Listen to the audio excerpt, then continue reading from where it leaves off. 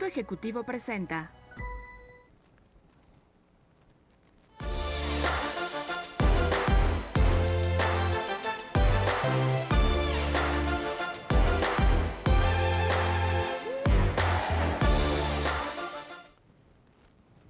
Hola amigos, bienvenidos a su programa de 18 minutos.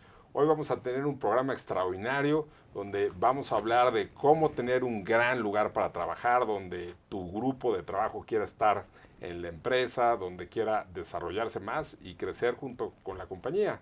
Y pues bueno, para esto tendremos a una gran invitada, pero antes me presento. Soy Francisco Rodríguez Aguirre, presidente de Smart Speakers, el principal buró de conferencistas de Latinoamérica. Gerardo. Gracias, Pancho. Muchas gracias a todos. Gerardo Malagón, presidente actual de MPI México Chapter. El día de hoy tenemos una gran invitada. Ella es Michelle Ferrari, quien es directora general y socia de Great Place to Work en México, Caribe y Latinoamérica. Y Centroamérica, perdón. Además de representar el Foro Económico Mundial de Mujeres para Iberoamérica. Michelle, muchas gracias por tu tiempo. Gracias por estar aquí. Bienvenida a 18 minutos. Gracias a ustedes. Feliz de aquí de compartir un rato. Michelle, pues entremos. ¿Cómo le hacemos para tener un gran lugar para trabajar?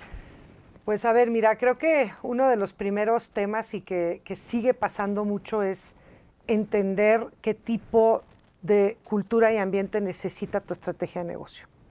Porque estos grandes lugares para trabajar no son idénticos cada uno en su forma, ¿no? Claro. Creo que la cultura y las formas de trabajo es lo más difícil de replicar de un lado a otro, y también es la ventaja más competitiva que puedes tener, porque justamente no se puede copiar, ¿no? Entonces creo que al diseñar estratégicamente el entendimiento de los comportamientos, la visión, los valores que queremos que la gente tenga, los hábitos y los comportamientos para lograr ese cómo, porque muchas veces entendemos el qué queremos lograr de nuestra organización, objetivos de negocio, qué queremos ser, nuestra visión, ¿no? Sumamente ambiciosa en muchos casos, pero no planteamos el cómo queremos llegar ahí. Y creo que esa es la gran diferencia de dejar que la cultura haga lo que haga, porque finalmente vas a tener la cultura que sea, claro, porque hay una forma de trabajo, cual sea, existe ya. Hay creencias, hay hábitos, hay comportamientos, y si eso no lo guiamos de cierta forma estratégica, el cómo vas a llegar a tus resultados va a variar muchísimo en términos si llegas o no llegas o cómo llegas, ¿no? Que finalmente habla mucho de la sustentabilidad y la competitividad del negocio. O sea, no es lo mismo llegar a resultados con 100 muertos en el camino que llegar a los resultados, claro, pues con un comportamiento, no sé, ágil, creativo, innovador, etcétera, con, ¿no?, gente contenta o gente, correcto, que esté con pues el burnout. Creo que el primer tema es entender qué se necesita de la cultura para llegar, cómo queremos llegar a esos resultados de negocio. Perfecto. Y buscando es justamente esos objetivos que mencionas, ¿cómo nos podrías ayudar, qué consejos nos podrías dar para construir el ADN de la cultura de una empresa? Pues sí, mira, primero creo que hay que tener un diagnóstico bastante claro. Hay obviamente metodologías en el mercado muy aprobadas para esto, porque hay tantos diagnósticos por ahí que dependiendo del diagnóstico es el plan de acción que tú vas a generar. O sea, hay que trabajar con diagnósticos que sean, pues obviamente, probados. El de Great Place to Work es uno de ellos. Hay muchos mecanismos en el mercado para hacerlo, y trabajar con herramientas que te den la medición, porque lo que no mides no lo vas a poder mejorar, y de esa medición hacer un plan de acción prioritario, porque salen tantas cosas de tantos temas en la cultura, liderazgo, la forma en la que reconocemos a la gente, la cuidamos, y muchas cosas que hacemos que repercuten en el día a día. Hay que hacer un plan prioritario, el famoso 80-20, a través de metodologías probadas que te van a dejar a lo largo del tiempo trabajar sobre este plan, ¿no? Que además es una construcción que nunca termina, ¿eh? O sea, empiezas a trabajar sobre tu plan estratégico de cultura o ambiente laboral y estás todo el tiempo construyendo, modificándolo, readaptándolo, porque como hemos visto, pues la fuerza laboral y los temas cambian continuamente y no podemos estar pensando en diseñar algo y vivirlo el resto del tiempo, ¿no? Claro. ¿Y cuáles son los elementos claves para generar este gran lugar para trabajar? Pues mira, yo te diría que el más importante es liderazgo. El líder es el que modela y el que está todo el tiempo haciendo o deshaciendo en la cultura lo que queremos lograr. Entonces, más centrado en el mando medio, te diría, que son los que están cotidianamente con la gente, que producen ese efecto. Es un efecto relacional. Entonces, todo lo que nosotros podamos enseñarle a los líderes de cómo generar mejores lugares de trabajo, chiquitos o grandes, porque aquí no estamos hablando de temas estratosféricos en términos de, puedes tener 3 personas a cambio y hacer un mejor trabajo, ¿no? Personas a cargo y hacer un mejor trabajo. Entonces, es enseñarles el cómo hacer esto a través de metodologías de liderazgo que promueven una mejor relación con el colaborador. ¿Y cómo hacer que esa gente que ya está en tu equipo se sienta además orgullosa de trabajar en tu empresa? Pues mira, yo te diría que hoy uno de los temas más relevantes para producir un mejor lugar para trabajar es el propósito. La gente tiene que entender por qué hace lo que hace y eso que hace, qué produce en parte de la cadena de valor de la organización. No importa en qué lugar jerárquico estés, ¿no? O sea, puedes estar empacando una caja o puedes ser el directivo más alto de una organización. Tienes que estar alineado a ese propósito y entender esa inspiración del por qué estás ahí. Y obviamente estar conectado a los resultados de la empresa, estar en una empresa que se preocupa por el cómo, produce orgullo. Produce decir, oye, pues yo estoy trabajando en un lugar que, no sé, tiene un altísimo impacto en el medio ambiente, o la forma en la que empacamos las cajas es de una manera que produce este efecto, etcétera, etcétera. Y eso tiene que ver con la inspiración del líder, la comunicación, ¿no? Y si tenemos gente ahí que no entiende ni a qué va a trabajar, ni qué hace su trabajo, pues los desligas completamente de ese orgullo que se puede fomentar cotidianamente. ¿Y cómo le haces para medir todo este tema de cultura, ¿no? Para que sea algo que realmente se le pueda dar seguimiento? Claro, pues en Great Place to Work medimos, ahora justamente estamos entrando a una nueva era, pero nuestro modelo, que son las 5 grandes dimensiones que mide todo lo que tiene que ver con credibilidad, respeto y imparcialidad, que lo maneja prácticamente el líder. Luego el orgullo y todo lo que tiene que ver con compañerismo. Son 5 grandes dimensiones. A través de una encuesta, una fotografía anual, ahora estamos pasando mucho más a la película en el año, donde queremos estar mucho más en contacto con los colaboradores. Y esto tiene que ver con preguntas relacionadas a vida y a desarrollo profesional. ¿Cómo ayudamos a los líderes a entender y escuchar de una manera mucho más frecuente lo que está sucediendo con la gente para actuar de una manera mucho más rápido que solo esa foto anual que te puede pasar un survey de clima, un survey de cultura, un mix de ambas?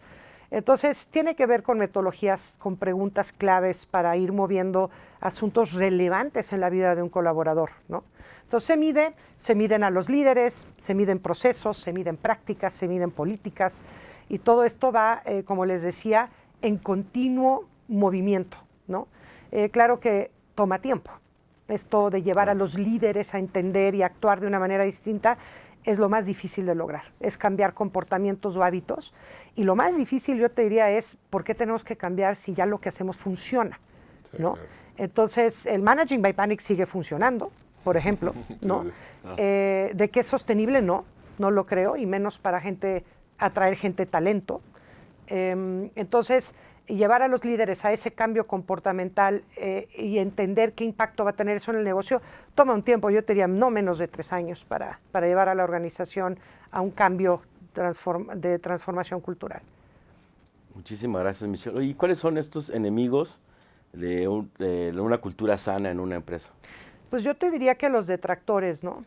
Nosotros trabajamos mucho en medir cuáles son los detractores, los pasivos y la gente que realmente quiere a la organización. Y un detractor es alguien que nunca se va a satisfacer con nada, ¿no? Gente enojada, gente que va y promueve de una manera pues dañina a la organización, malos embajadores de la marca.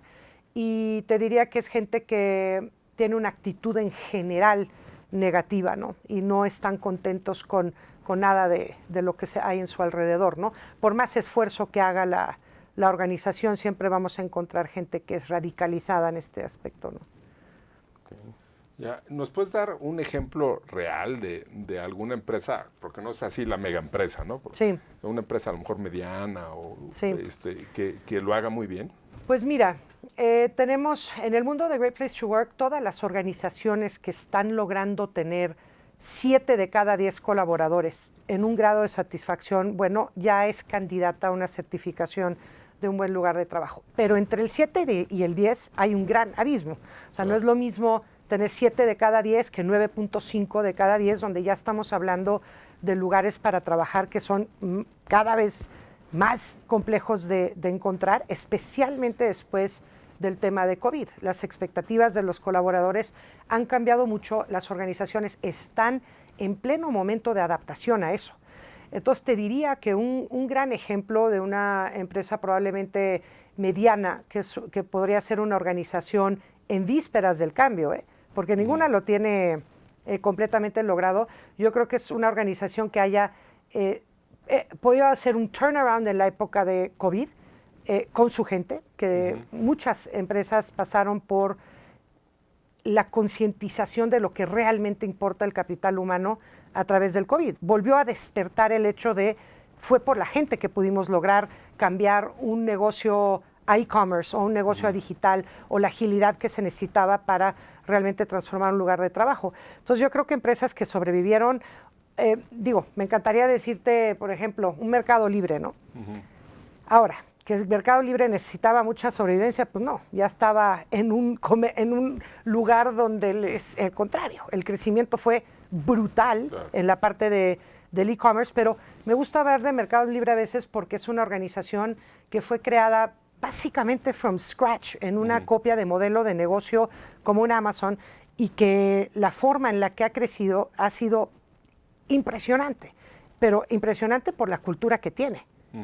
Obviamente la parte del consumo y la forma en la que la gente está ahora consumiendo, y que muchas plataformas están pasando por un momento difícil porque calcularon un overhead importante por la demanda que creían que iban a tener y ahora no la tienen, porque el consumidor está volviendo medio a cambiar otra vez. Pues Mercado Libre no. Mercado Libre ha podido realmente sobrellevar la creatividad en la forma de hacer las cosas, y tiene una cultura realmente extraordinaria, y es una organización latina, por así decirlo, ¿no?